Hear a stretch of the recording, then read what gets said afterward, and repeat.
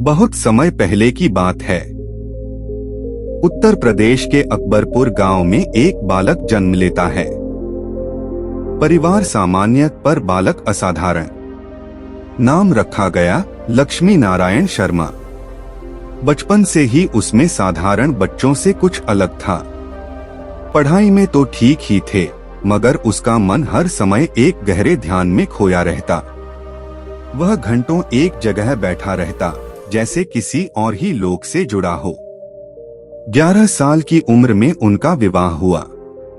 पर जिस उम्र में बच्चे खिलौनों से खेलते हैं, लक्ष्मी नारायण जी भगवान के नाम में लीन रहते। 17 साल की उम्र में उन्होंने घर छोड़ दिया।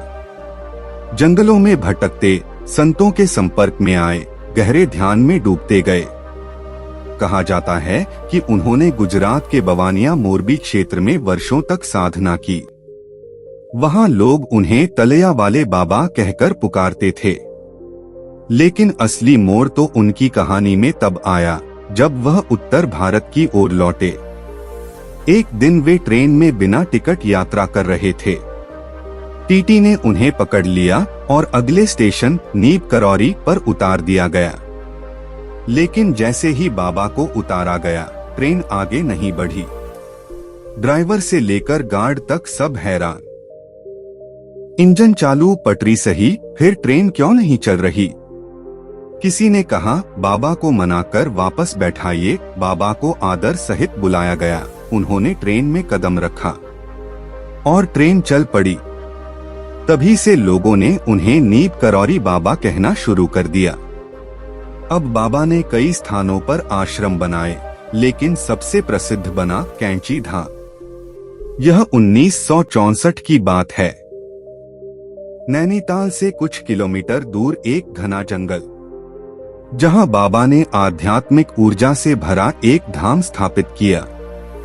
कहा जाता है उन्होंने अपने हाथों से वहां पहला पत्थर रखा। बाबा का रहन सहन बहुत ही साधारण था। एक कंबल ओढ़े, हनुमान चालीसा का जाप करते, भक्तों से प्रेम से मिलते। लेकिन उनके चमत्कारों की कहानियां दूर दूर तक फैल गईं।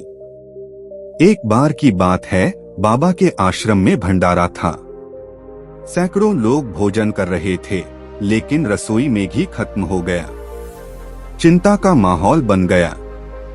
बाबा बोले, नदी का पानी लाओ और उसी में पकाओ।